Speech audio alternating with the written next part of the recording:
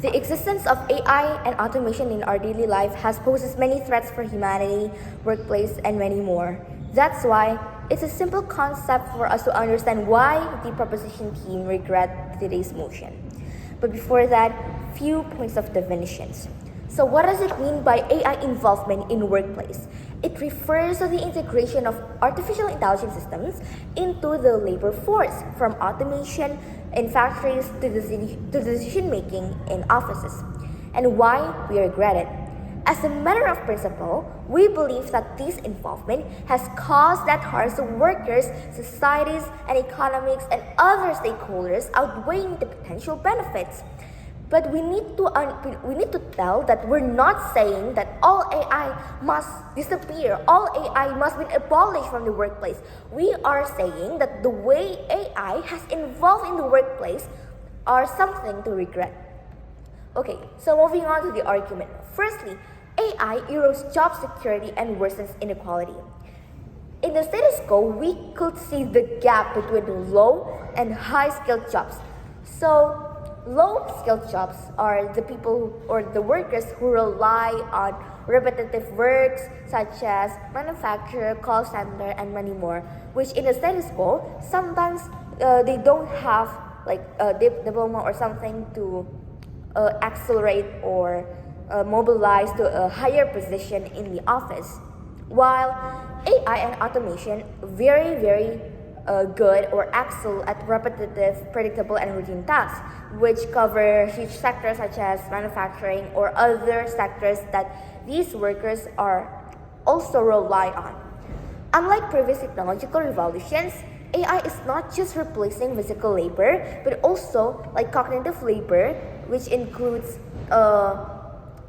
creativity and many more, such as translation, accounting, report writing, and many more.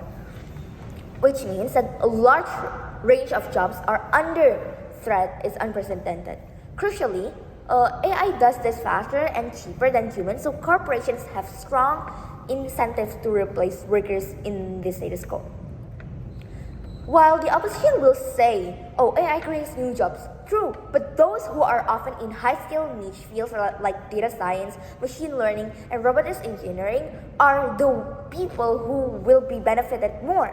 While let's take a look at a factory worker in rural Vietnam cannot instantly become an engineer, or a call center worker in India cannot suddenly become a cybersecurity analyst because there is a gap.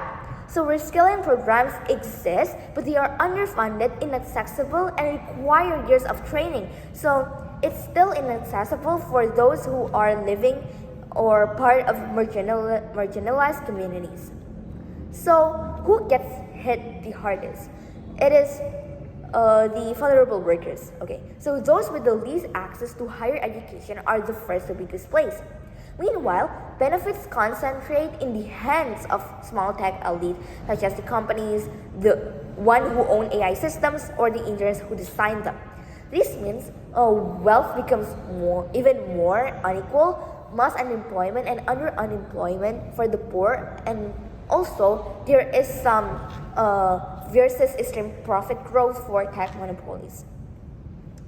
So what are the impacts of my arguments and why does it really matter? So job loss means more than losing income. It means losing purpose, dignity, and also stability, because usually families face poverty. This is due to unemployment as well, such as the replacement with AI and many more.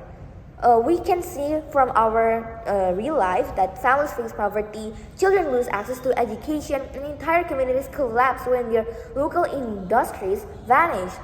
And this inequality is like self-reinforcing, where the rich invest in AI and get richer, and the poor get replaced and stay trapped in poverty. So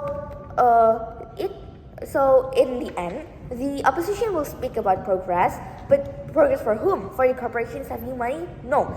So their point is just like a support for capitalization and doesn't really pay attention for the vulnerable workers as well. So that's why the proposition team has won the case. Thank you.